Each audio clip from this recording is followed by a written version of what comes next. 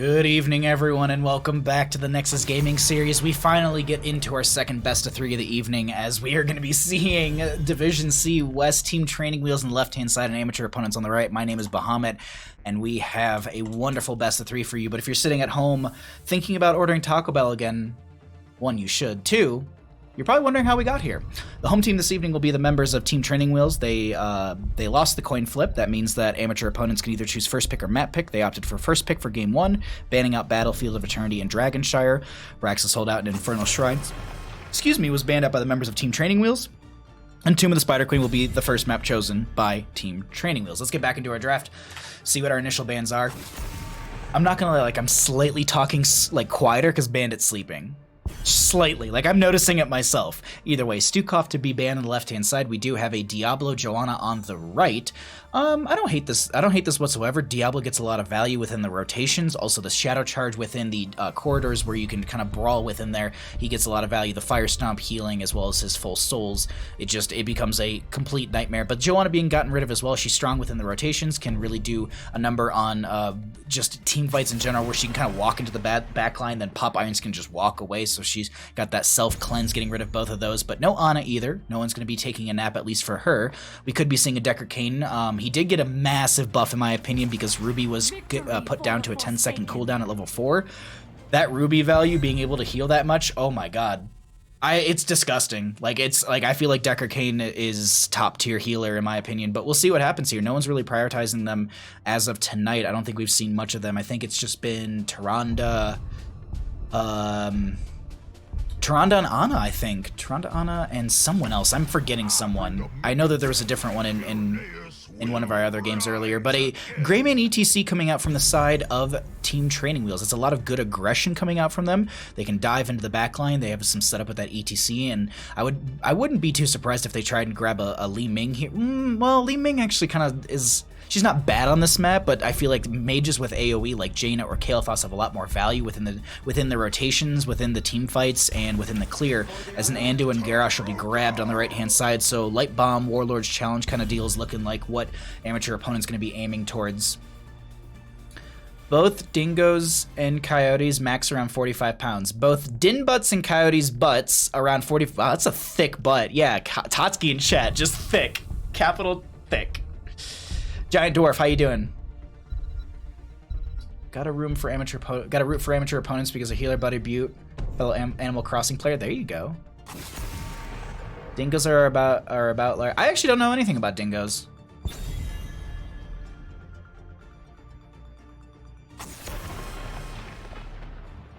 Thick like Loba. Oh god, okay, alright, Decker Kane was banned out actually, as they do need a healer on the left-hand side. Rexar was removed as they don't want to deal with that in the solo lane. So ETC Greymane, I still like the Li Ming can work here, but I personally think like a Jaina or like a Jaina ETC is just a tried and true combo. Ring of Frost, even Water Elemental's great, set up with the powers, yeah, set up with the Mosh Pit as well. They're gonna go for Lucio, which I would say that he's got quite a bit of value on this map, a lot of good places you can wall ride, you can kind of get behind the enemy team. The push off value is pretty apparent here because, as I said, there's a lot of walls to ride off of with that Lucio. You get that push off, you get the slow, you can maybe force them back towards the Greymane and ETC, maybe towards the Jaina Burst or her Blizzard that she casts. So that's I really like this draft so far coming out from from Team Training Wheels. Amateur opponents will grab the Li Ming for themselves, and they're gonna grab a Leoric for the solo lane. Okay, good wave clear from the Leoric. Neil Peasants is typically what we see at level 4, giving them increased skeletal swing damage to minions, mercenaries, and monsters. Last pick into the Leoric though. They could play range, like they could look at a they need something bruisery, like a Thrall wouldn't be bad. A Sonya's gonna be great as well. They need something bruisery, something more frontline-ish, because yeah, Jimmy can play range into Leoric, and that'd be difficult for the Leoric, but then your frontline is very, very thin, and you're gonna be banking on getting kills before that Li Ming can get reset. So I actually like the Sonya pick quite a bit here. Good wave clear, good sustain into Leoric. We'll see how this goes as the game continues. Amateur opponent just hates Diablo characters. I spoke too soon? Yeah. You were close. It was close, though. The Sonya coming in at the last second.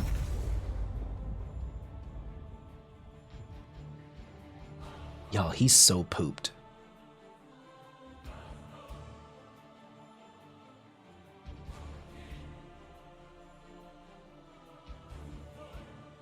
Sorry, he's just cute. Anyways, let's get into the draft a little bit here. Greymane, Sonya, Jaina, Lucio, etc. on the left. Anduin, Li Ming, Sylvanas, Leoric, Garrosh on the right. Good siege potential coming out from the members of amateur opponents. They're healing, they're sustaining the fight's gonna be good. They've also got a lot of good mobility between the Li Ming, Anduin with the Leap of Faith, mobility from the Sylvanas with the wave of Banshee Wave, Leoric with the Wraith Walk. Dominable from Garrosh, just to kind of get them out of there. But they do have speed boost on the side of Team Training Wheels. Greymane has a little bit of that Dark Flight roll to disengage kind of stuff. Sonya can go into Spear Talents that move her, and ETC has the Power Slide. So some mobility, but I think they're going to see more aggression coming out from the side of Team Training Wheels. Let's get into game number 1. On the left-hand side, we're going to be seeing the members of Team Training Wheels with Mongoose on the ETC. Jason is going to be on the Jaina. Giggleshmack going to be on the Greymane, Larson on the Sonya, and Wheelgy, I think. Is there an L in there? I think there is. Wheelgy, I think, is going to be... Or is it Ouija? Those are all eyes. I'm going to say Ouija is going to be on the Lucio. On the right-hand side, we got the members of amateur opponents. We've got Sonic Sparrow on the Li Ming. Duck Rogers is going to be on the Garrosh. We see Butte Holiday on that Anduin. Terminator or Saint Terminator, Street Terminator, Terminator is going to be on the Leoric, and Cactus Ham, always a good name, is going to be on the Sylvanas. Let's see what we get for our level 1s, as well as our first engagement. Toss goes out into the ETC. Face Melt to push them away. They're going to have a lot of good bursts, but the Li Ming is going to find an orb, and that will be first blood in favor for the members of amateur opponents as they start this game off with a little experience in their pocket. Here you can see it's going to be 300 experience in their favor. Little extra towards them, as this is just going to be now, I would expect, continued rotations between top and mid, while the bottom lane will be Sonya versus Leoric. We're going to try and keep our eye down here, because I always miss a lot of the good solo lane fun. I'll be watching minimap as they are going to be, actually, Li Ming anchoring. Bit of a Kaimo Tripson positioning, if you will, if you watch enough Gilly Sharks. GG AO1, dear lord, we're calling it at 30 seconds into the game. Damn. No faith for Team Training Wheels. I mean, I believe in them, but that's because I'm the caster and I believe in everybody and I want a game 3. But I always try and stay as middle of the road as I can. Larson actually getting pushed back by Leoric, excuse me, quite a bit. Sylvanas, okay. Here's what I want to see really quickly. So we have the vision for Giggleshmack, the ETC player, if I'm not mistaken. They don't know where the Sylvanas is. They don't see her, so they have to assume she's on a camp. And I'm waiting to see, does Larson try and get some help into bottom lane? Because this is exactly...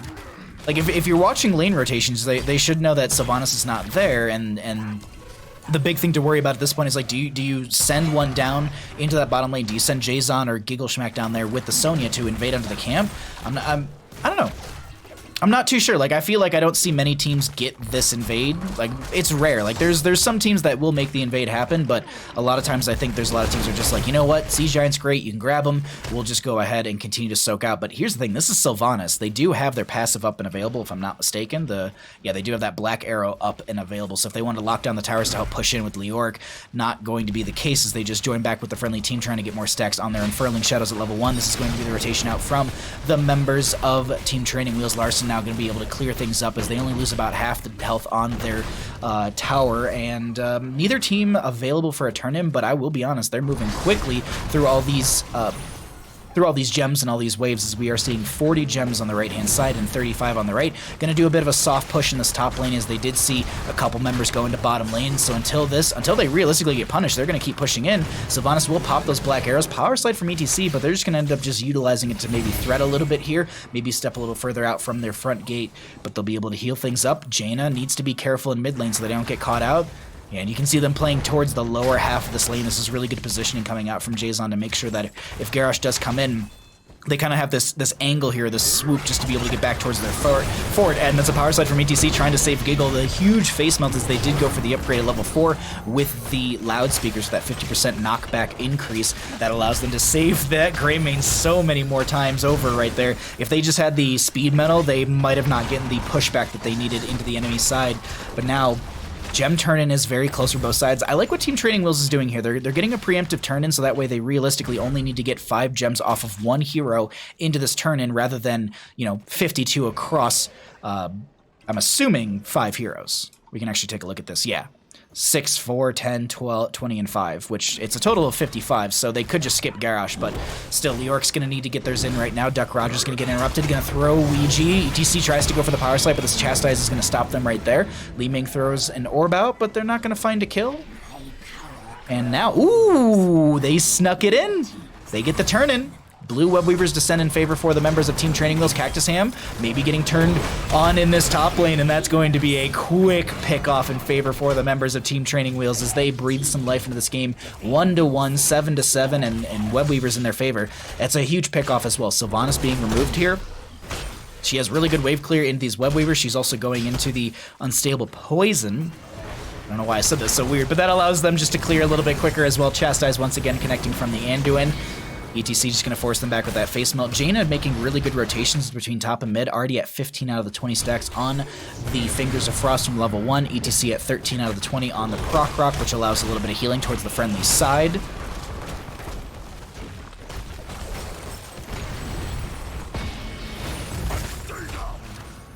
Or is that what my quick match team said? Oh.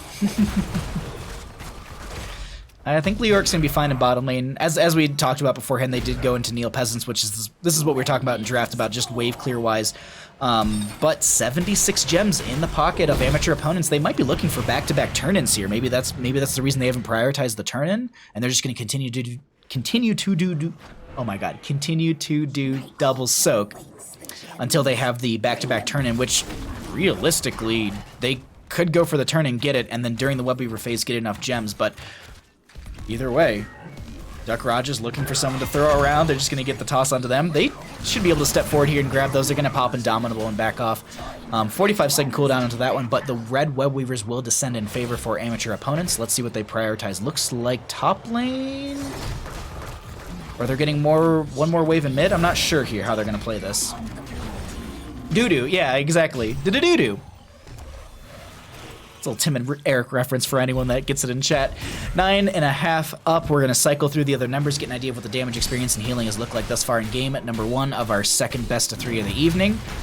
Healing Cocktail from the Grey Mane, throwing a little damage out here and there. Li Ming trying to poke in with these Arcane Orbs, as we also do have the Haunting Wave from Sylvanas. She did go into Festering Wounds at level 7, so that allows to apply the 3 marks of the Banshee's Curse on someone, and when you have those 3 marks, then you get hit with the Shadow Dagger. That's when you get stacks for Unfurling Shadow, so it's a very good combo from 1 and 7 talents as they find a blow up onto the Lucio. They might be able to get Duck Rogers here. He pops the pops the Warlord's Challenge. They still manage to pick up all the gems, and the red Web Weaver's still happening. Will be in this top lane, and it should be a fort, actually.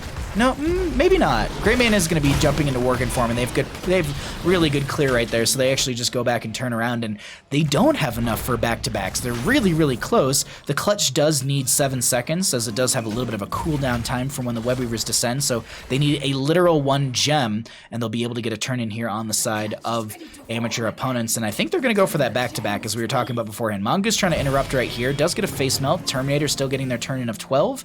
We just need, Caster Math, 6 more gems to be turned in, so between Butte or... I think it's just Butte, right? Yeah, Butte's the only one with gems currently, so that Anduin just needs to sneak away at the point. That's going to be a Chastised Toss. Warlord's Challenge. Curse Bullet comes out. Leap of Fate. There's an Entomb as well. ETC tries to power slide away. He does end up going down. Terminator drops the Late Bomb into Sonya, throws them closer towards the gate. Actually, maybe it was a Wave of Force or something. Something moves Sonya a little bit back, and I was like, it's Leorc. I was like, wait, he doesn't have displacement. Leorc actually chasing. Oh, Skeletal Swing, Cactus Ham. Do they have the damage? The Banshees come forward, and they're actually going to blink on top of them as well. And with that, they have enough for their turn in. Butte's going to go ahead and get that. They move through mid lane, and they're going to lock this down and try and burn this out as quickly as possible. Lucio stepping up, just trying to harass them as best they can and burn through the Black Arrow's duration. Butte gets the turn in, and this is going to be third Web Weaver phase of the game. Second one for the members of amateur opponents. Dax Hole, thank you for the tier 1 for 4 months. Thank you for the support, my friend. I very much appreciate it. It's weird that the colorblind mode doesn't affect the color of the Web Weavers in the tracker. I know, that kind of bothers me. This down here bothers me a little bit. Also, I mean, my titles aren't really up to date either. I could make my actual, red team the proper color code. I should work on that this weekend. Last weekend I promised you all new emotes and sub badges. We got those. Which, by the way, there's a new bandit emote being worked on by Straub, so be excited for that one. But maybe I'll work on that. Maybe I'll work on some of the caster assets this weekend, or I'll just take apart my desk as I promised beforehand before the stream or before this game started. Anyways, top lane siege coming in. Garrosh is going to be kind of anchoring in this corner, waiting for someone to step up so they can throw them into the friendly team, and that's where you're seeing some danger pinks come out. They're actually going to back off. Maybe not. They're going to continue to push in. I think they do see the Sonya in bottom lane, so they're going to try and make a play happen here. Wave of Force going to throw them back. That's a light bomb toss onto Jason, and they have the light bomb onto a couple members in the front gate. They continue to push in with this web weaver. Sonya just soaking in through mid lane, trying to close that experience gap, but they looks like they should lose the top lane keep front gate. I don't know if they go for keep here. I think they're going to realistically back off. They don't have any other tools. Mongoose going to push them around. That's a huge leap of faith on the Cactus Ham. I can't believe they actually live from that. Do you have Speed of the Pious? Yeah. Cooldown reduction and base movement speed while it's out. That's really cool. I love Speed of the Pious. I think that's such a cool new talent for them. Harking, what's up, bud? It just seems like letting Sylvanas through on a map with summons is a bad idea. Very, very bad. They let Cactus Ham on Sylv? Oh. Thanks for everything you do. Oh, thanks for supporting. I really appreciate it.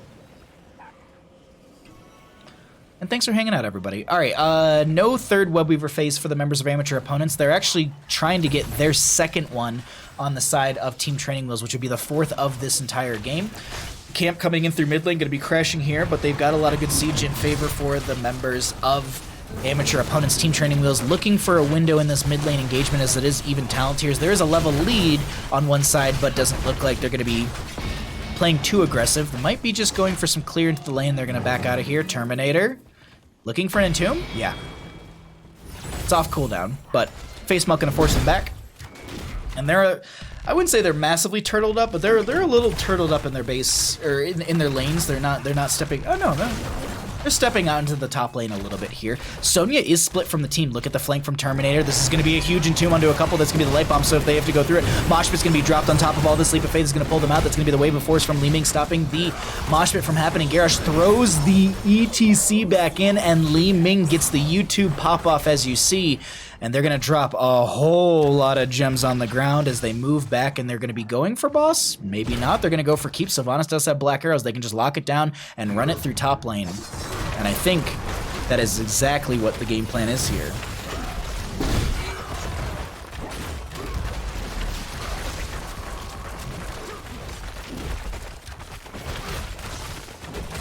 So burn onto that. Sonya's just getting a camp for bottom lane. But that's top lane keep down. 16 talent here in the pocket of amateur opponents, and I think they're going to go for boss here. They have boss turn-in, actually. Are they going to hit the boss, or are they just going to go for web weavers? What's the game plan here? They need just about everyone. Li Ming has 5.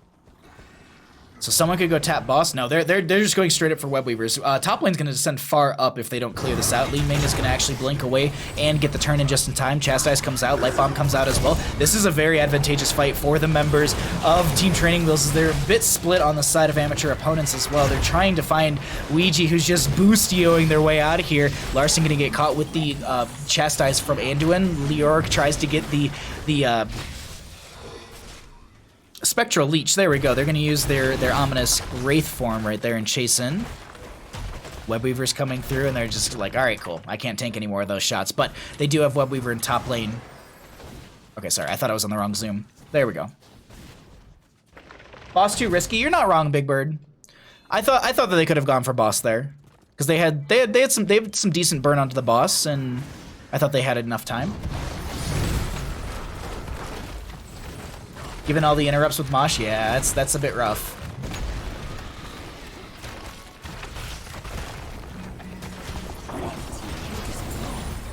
Weird Anduin level 1 for this build. Basic attacks against heroes empower the next flash heal and also heal for 253 over 5 seconds. I think it's just more healing, but I'm partial to bold strategy myself. Top lane Web we've already cleared out. Mid lane just got cleared out, and we do have 16 talent here coming through for the members of Team Training Wheels in a second. Larson just spinning to win and clearing things up as best they can.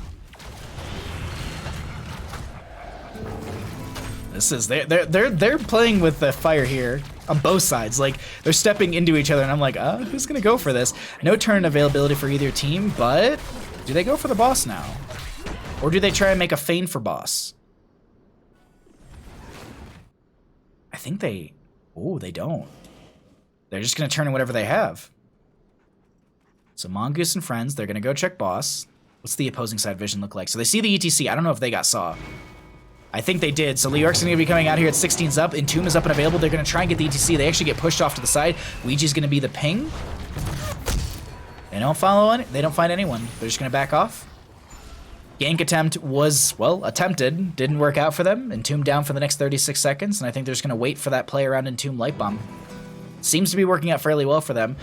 They could poke at this, but I think Larson and friends, they're just gonna get 30 gems in, so they'll be sitting at 39 out of the 55 necessary. Not going bold strategy is trolling. Pursued by Grace is so good. Okay. Russ coming in here with the hot takes. How you doing, bud? Good to see you. Hope you're doing well. Excited to see you in Season 2, my friend. But went that level 1, but not the combo on level 7. It was a bad bush. It was a good attempt, but it wasn't any sort of gank bush squad, if you will, Ghost Bear. Light Bomb comes out, more of a zoning tool, if anything. Mongoose trying to get over here. That's going to be a Warlord challenge from Duck Rogers. They're going to take a lot of damage, and Domino will not get them out of there, but that will be boss picked up by the members of Amateur Opponents. Leap of Faith actually pulls Sylvanas back into this entire fight, and they're now going to be playing in the throw pit. Gilgamesh going to dive onto Butte. Power Slide from ETC is going to find them, and that's going to be a Wailing Arrow from Sylvanas. Is she able to pop off, as Sonya does end up going down in the lower part of our engagement? Mongoose gets picked off. Sonic is getting the resets they want. They're going to try and avoid the stun from the Web Weaver. Oh my god, from the boss, and they end up walking back into the enemy team. That's going to be reset after reset. Greymane's the only one left alive, and Amateur Opponents rush towards core at 16 minutes into the game, looking to take this one in their favor and go up in our best of 3 series. Cat Peach, how you doing, friend? I mean, we can talk about all their talents all night. Absolutely. We can talk about talents indefinitely. But it never hurts to share some general knowledge in chat. I'm glad, Russ. GG's. Game number 1 goes over to the side of Amateur Opponents. Boss carried the game. GG's, just kidding. That reset sound, I hear it in my sleep. Dex, once again, thank you so much for the tier 1. Let me resend your alert.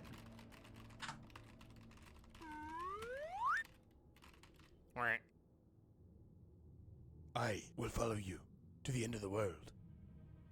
Subscribed. Thank you, you wonderful human being. It is very much appreciated.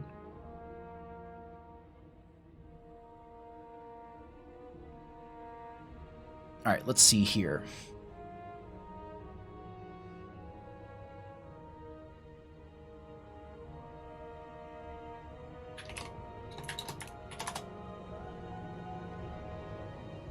Noob redeemed the banditry.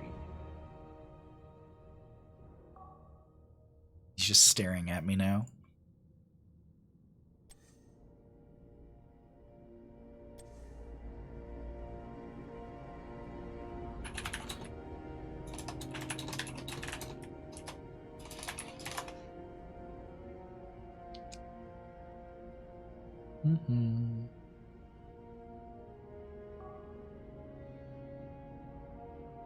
What a turnaround. Ooh.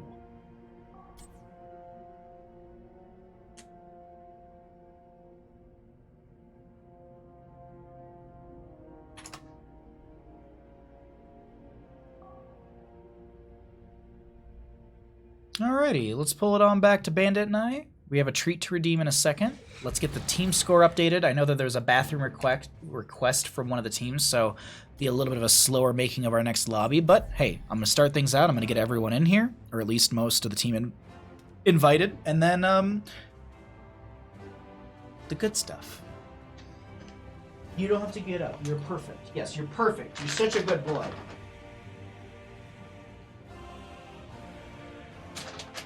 He's just like, stop, don't touch me, give me treat.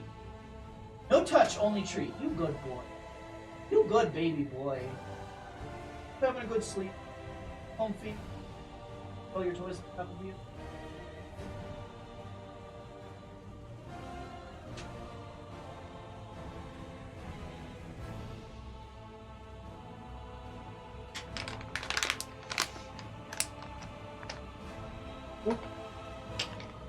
My chair likes to do this thing where it kind of lowers itself as I sit down, so it sits lower than it was, and it throws me off very hard.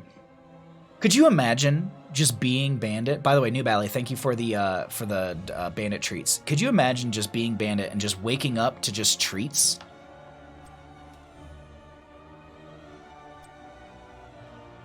And then you get a bunch of toys on top of you, so you're nice and warm, and then you just go back to sleep. What a life. Psychophile, what's up, bud?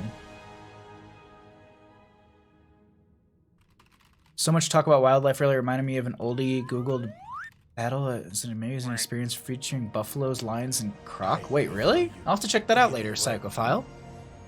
Subscribe. Banana.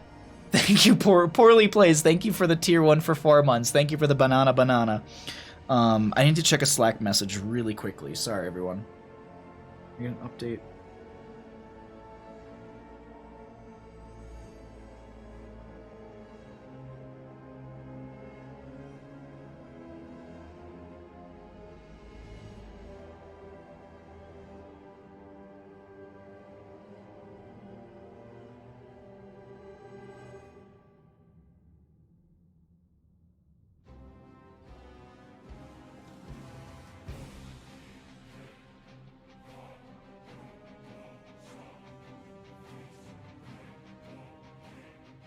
All right.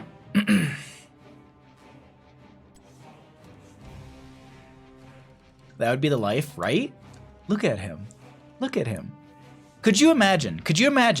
Just picture this, because this is the bandit life. Imagine someone takes you to a place. They put you in a metal bin. You get a warm bath. You no longer are all itchy. They dry you off, and then you get a free chew, and you get a brand new little shark, which he's actually asleep on top of right now. That little shark that his chin's on is what he got when he got a bath, because he was such a good boy. Most job ever. It's such a comfy job, right? And all he has to do is be the best boy on earth and the best analytics. All right, sorry, let me get the draft stuff updated here as well. First pick goes over to them. That's all set. Let's make sure our draft screen or our map screen's all set as well. This is going to be map pick from them, so it'll be map number 2, and we are ready to go on my end. That shark. The shark is cute.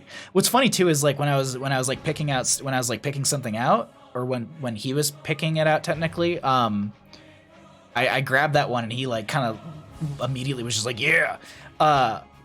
The first initial thought I was just like, is Tatsuki gonna be okay with this? Like, that was legit the thought I had at the pet store. All right, we're waiting on one player to get in here, and then we will get into game number 2 of our second best of 3. I need to set myself to the ref. Oh, it's only 8:30. Wow, we've actually been streaming for 3 hours and 11 minutes. Not bad. Sleep with the sharks. No, Ninja, no. Sounds like a stay at a villain's lair. kind of Ghost Bear.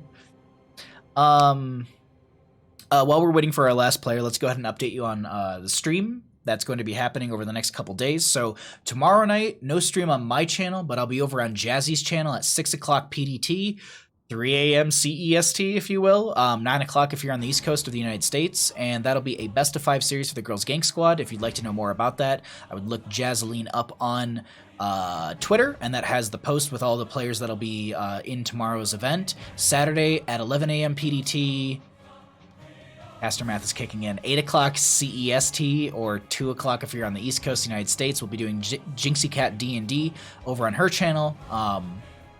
I'll do my best to raid or host them just as we do it, but I usually post in my Discord or on Twitter as we're going live. And Sunday, we'll be doing the Sunday Send. That'll be around 12 o'clock PDT, 3 o'clock EDT, 9 o'clock CEST, somewhere in there. We might actually do like 12:30, so half an hour later. And that'll be about 3-ish hours of Storm League. The Ghillie Sharks will be carrying my potato caster butt. And then afterwards, we'll either cast a scrim, we'll cast a potential best of 3 that didn't get cast today. I want to do a longer stream on Sunday, so we'll try and stream for about like 5-ish hours maybe. We'll have to see. We'll have to see what happens. But either way, guaranteed at least 3 hours of Storm League on that Sunday afternoon. So I hope you all swing by for that. And then Monday, I'll probably take Monday off just because we've been streaming a lot, and I want to take like one day to kind of just breathe. Or I'll do that next Wednesday. I'm not sure which day I want to breathe yet, but let's go ahead and all right. We're gonna get into the next game.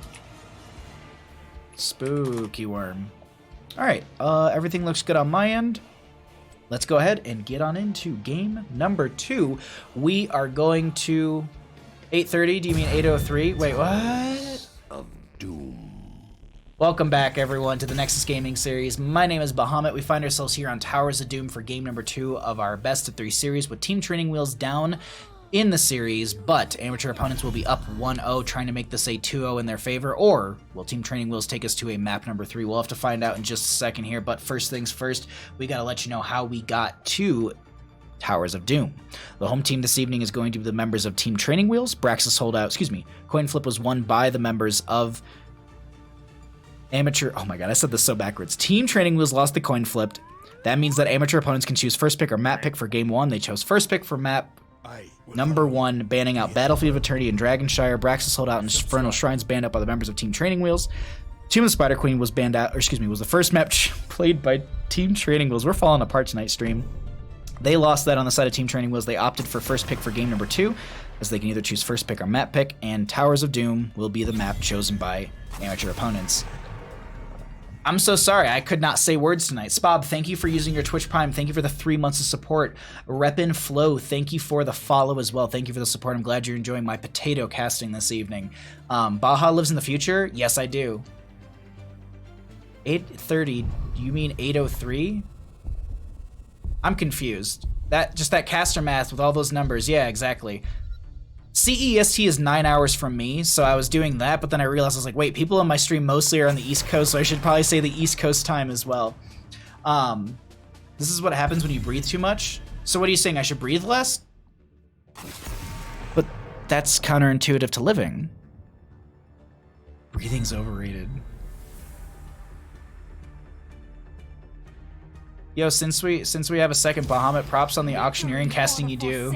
Calling out all the things, I do my best, Demon Grand. Thank you for coming by. I could just like breathe into the mic for the next like 20 minutes. Do you want that? Just a breathing into the mic stream? All right, we do. Let's get into the draft a little bit here. Stukov and Garrosh band on the left-hand side.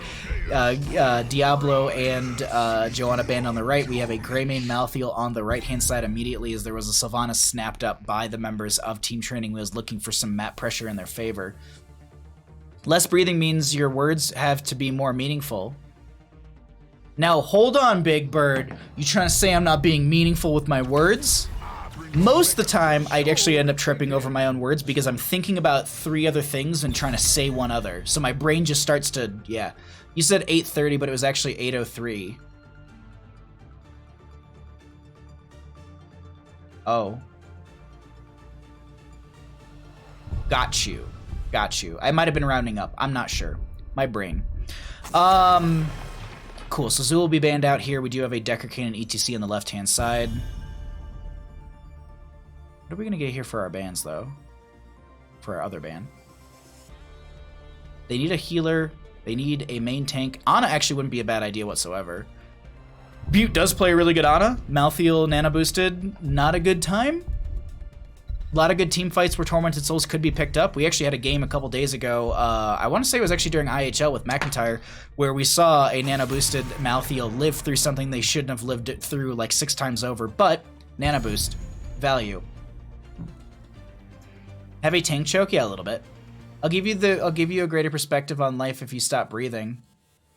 Ugh, that's a Nope. Greymane, Malthael, Li Ming. Huh. This has to be a tanker or healer, right? What are you going for, amateur opponent? This is a very odd draft in my opinion. For the alliance above all. Huh. Well, I guess they want the Malthael for double soak with the On a Pale Horse. Greymane has really good camp clear. Li Ming has really good poke. So I guess the tank isn't really the main priority for the side of amateur opponents. And if you have a tank player with a larger tank pool, if you have a tank player with a large pool of heroes, there we go. This is really a non-issue, and you're just grabbing everything that you think is going to be strong, and then you just pair a tank in with what you think is going to counter all of this. Arthas? Do we see an Arthas pop up immediately? Arthas is typically a really good strong counter into Illidan because Illidan needs to auto-attack and be in auto-attack range. Arthas can hit their E or their Frozen Tempest and get auto-attack speed reduction as well as movement speed reduction, allowing you to potentially gank and kill, maybe not even gank, but just like you can get the pick onto the Illidan a lot easier if they're not able to auto-attack and just kind of heal through all that. But that's going to be a Mal'Ganis coming out, which I kind of like actually into all of this. You're going to auto-attack back into the auto-attacker. Rep and Flows, thank you for the 5 bits, my friend. I very much appreciate that. Thanks for the support. You missed that? Wait, what? Garrosh was banned? Garrosh was banned. I actually missed that as well. I think I might have said that. Mal'Ganis? Not a bad idea. Not a bad... I think the Mal'Ganis was a good call. I think the aggression that Mal'Ganis can bring, but the other thing to consider is like Illidan dives in, ETC dives in, Sylvanas is all, is in your face, maybe trying to get stacks. I'm not sure what she ends up going into. Mal'Ganis pops the well, one, Necrotic Embrace can be scaled up and get you a lot more value as the game progresses, but also Night Rush can kind of set up Anduin for a lockdown. Li Ming can look for a burst combo, and then Greymane just goes and dives in and continually just razor swipes. So I actually like the Mal'Ganis. I think it's going to be a good stop to the Illidan. We'll have to see. It's going to come down to the execution, but in my mind, I think it's also a really good way to kind of get towards the backline. Night Rush allows you to just pass through enemy heroes, so maybe you catch them in the rotation, use the Night Rush, get towards the Deckard, dive in with Greymane, find the combo with Li Ming, and get the blow up you're looking for. We'll have to see here. I mean, it could be countered the entire time, or that could be exactly it. We'll have to find out here in game number 2. On the left-hand side, we got the members of Team Training Wheels trying to take us to a game number 3. Ouija on the Deckard Cain, Jason on the Sylvanas, Larson on that Illidan, Mongoose on the ETC, and Gigglesmack on the Hanzo. I'm assuming then this is a solo lane Illidan rotating? We'll have to see. On the right-hand side, we got Amateur Opponent up 1 in our best of 3 series, trying to close it out in a 2-0. Butte Holiday going to be on the Anduin. Sonic Sparrow going to be on the Greymane. Duck Rogers will be on the Mal'Ganis. Cactus Ham on the Li Ming. And Terminator, Street Terminator, Saint Terminator, Terminator in general going to be on the Malthael, excuse me. Sapphire level 1 for the Deckard. What did Illidan go for? Battered Assault level 1. Hanzo holding. We do have on a Pale Horse for the Malthael. Faster rotation speeds. Thank you for being the John Madden of HOTS. Thank you for seeing me as someone that knowledgeable and credible and good. But I very much appreciate that compliment. Seriously, that like compliments like that mean the world to me. Winged Guardian? What do you mean? I called the whole draft, expect the Illidan, love it. I was not prepared. I think it's time to feed. Or Vampiric Aura level 1, actually. I feel like I don't see Vampiric Aura very often. And it's not like Winged Guard is banned at level 1 anymore. The armor? Because I think that was fixed, was it not? Or is Winged Guard still banned in leagues? I might be wrong on that. Hanzo did go not simple geometry, went into target practice level 1. Nice leap of faith. Duck Rogers was in a very awkward spot. Sonic Arrow does scout them out as they are backing out. We do have the continued double soak from the Illidan and the Malthael, but it looks like Larson taking a bit of damage. He's going to auto-attack here and get some healing, as that is going to be their baseline ability on said Illidan. Did we get? No, we didn't.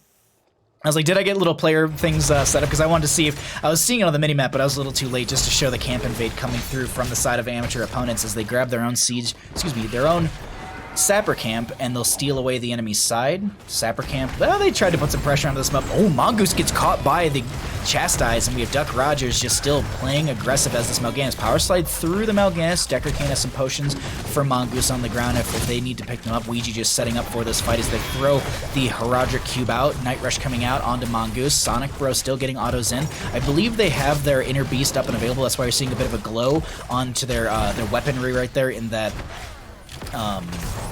Dr. Jekyll, Mr. Hyde kind of form. Isn't that what it's supposed to be? Right? Isn't that skin supposed to be like Dr. Jekyll, Mr. Hyde? Or am I thinking of something else? I know it was like during one of the Halloween events ages ago, and it was like one of the best skins, and I don't think I've ever actually been able to get it.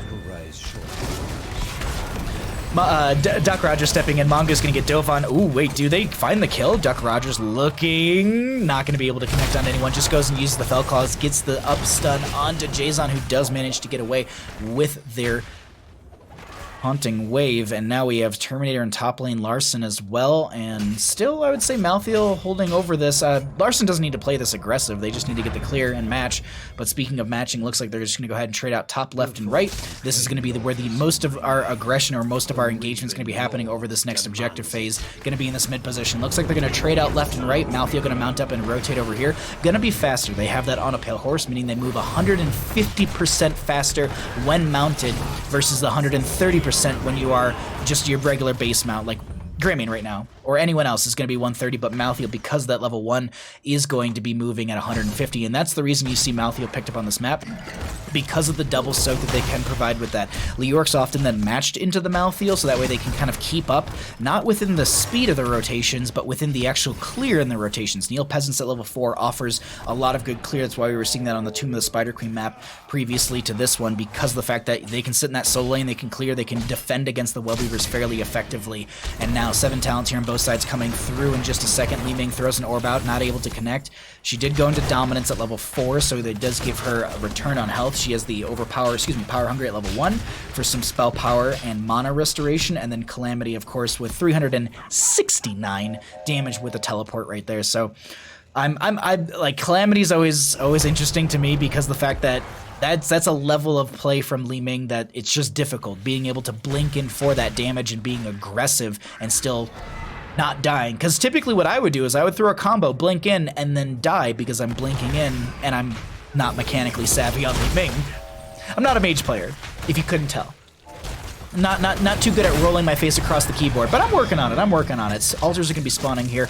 Going to be a single one. Another double camp invade coming out from the members of amateur opponents. They are doing what I always like to harp on this map, which is controlling bottom lane. And this is why I think Malthael is such a strong hero in the double soak game on this map. Because of the fact that you have that 150% increased movement speed, but also you can manage those 2 top lanes. You have your own self-sustain. You shouldn't worry too much about losing the lane, because you can clear pretty quickly in the opposing rotations. Is actually we have Sapper Camp in this top lane. Larson not actually choosing to step into this enemy team with it, and we are going to be having the bottom lane bell tower converted over in favor for amateur opponents. The reason I harp on this so much is because look at the map bottom lane right now. For the enemy team, if the next altar was in the bottom portion of the map,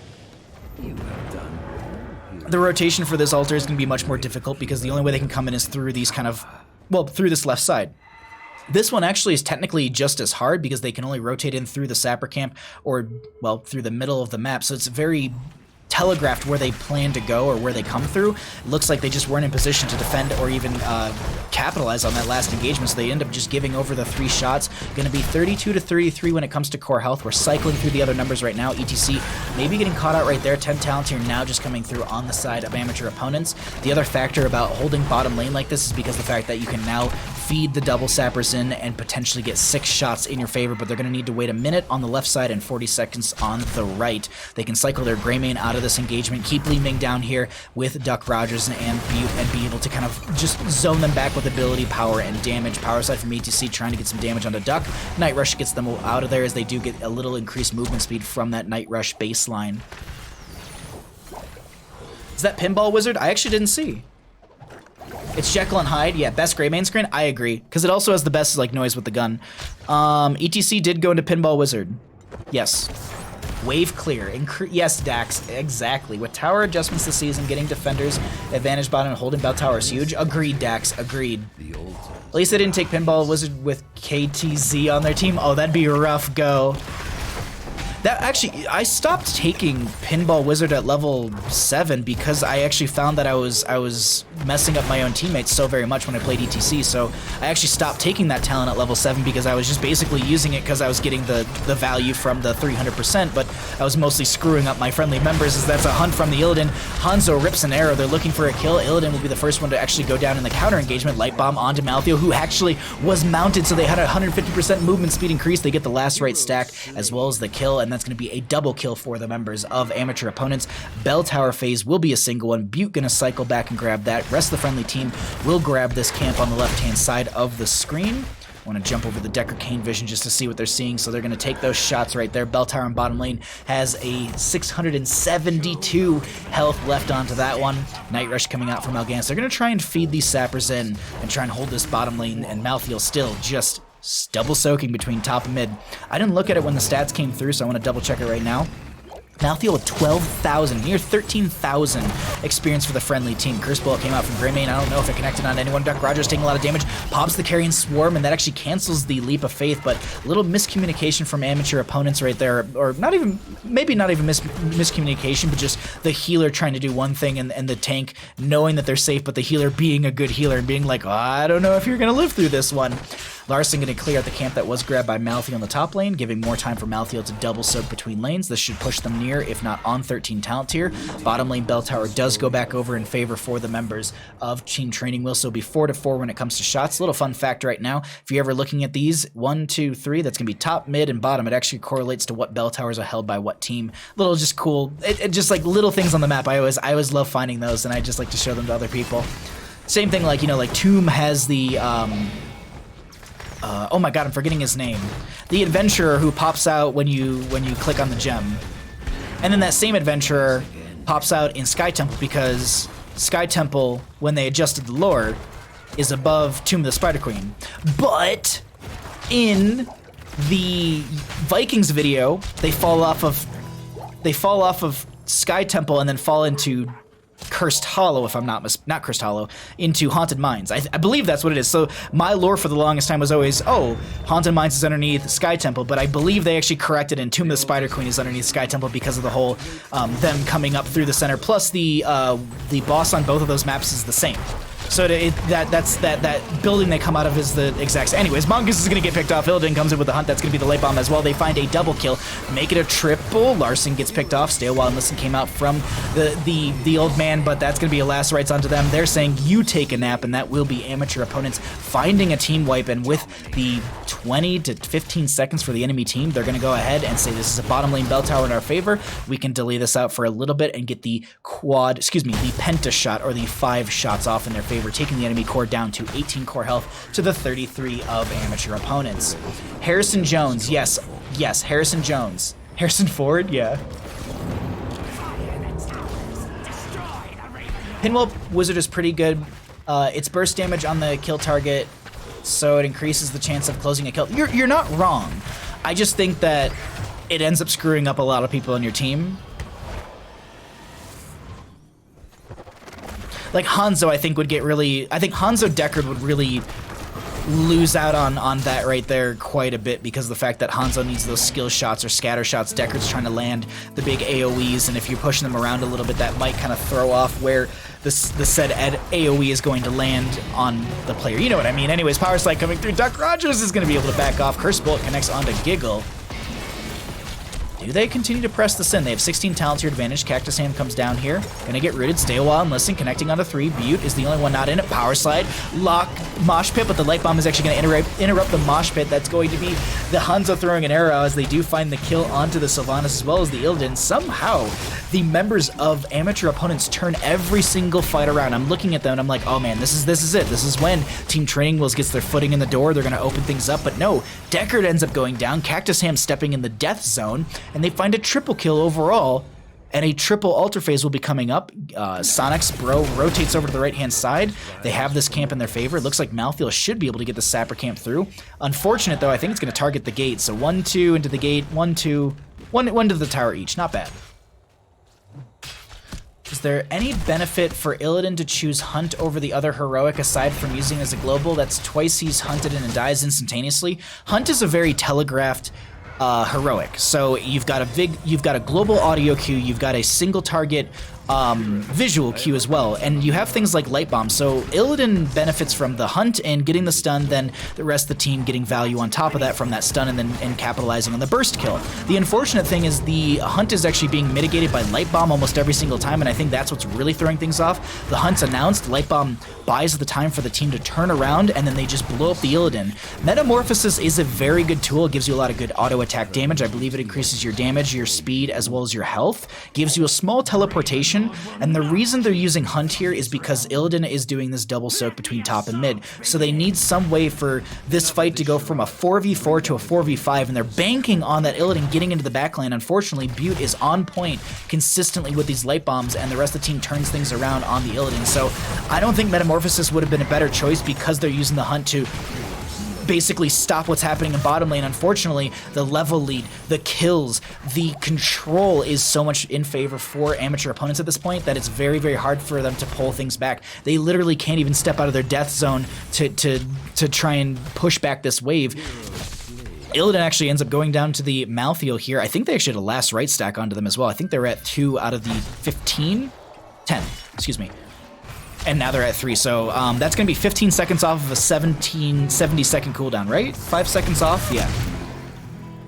So you can reduce it to 50 seconds total. Does anyone remember in chat what it used to be? Like, couldn't you reduce it down to like 15 seconds or something stupid? Meta's definitely better on this map, in your opinion? Oh, I mean, I don't disagree that Meta's a very good pick. I think just in the way that I'm looking at how they're playing meta, or excuse me, how they're using Hunt is because Illidan is doing this double soak and they need to try and pull him in. There's the Hunt coming in. They're going to try and get this target. There's going to be Hanzo ripping an arrow. They're going to turn things around, and that will be Terminator getting picked off, so they find themselves a kill, but ETC gets picked off. Lightbomb's going to connect. Li Ming throws an orb, and that's going to be the Illidan going down as well, so it's a 1-for-2. Stay a while is going to be going out. Cactus Ham split. Giggle maybe getting the last little bit of damage. They do find a reset because they did get the kill onto the Sylvanas as they actually go for the channel on the right-hand side. I believe this is going to be it, as Ouija is doing their best to defend against it, but unfortunately, all that's left is a Decker Cane. The shots will rain out, and that is going to be game number 2 over to the side of amateur opponents. GG. Well played.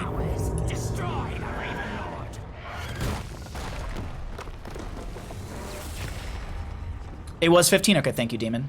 These light bombs are so good. Butte, I need to do this more often, but Butte is the MVP of that game, in my opinion. Butte, like, that healing, the Anduin play, like, yes, Double Soak was insanely good for Malthael. Their map awareness was good. Their team awareness was really good. But I want to, like, healer gets respect where healers do. Like, Butte healed so well, had light bombs on point, had clutch chastises.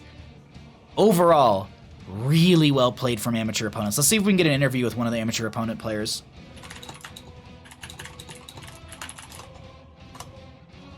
Let's get into lobby. Mute ourselves. Oh my god, I have 12 messages. Woof. Thank you. Thank you for the 5 bits during that game.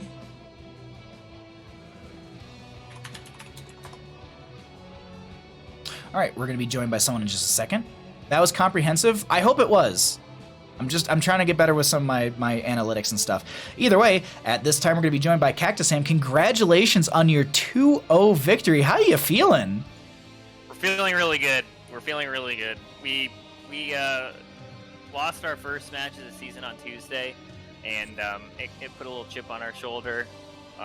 We had a little bit to prove tonight. And so we're feeling really good about how we played. So we're going to go a little backwards with this. We're going to start with Towers of Doom. Because Chat and I were chatting about this. The Illidan went into Hunt, and I was saying that mostly the Illidan went to Hunt so they could literally just deal with bottom lane and get away from Malthael kind of quick to make it like a 5v4. What were comms like when the Illidan Hunt came out?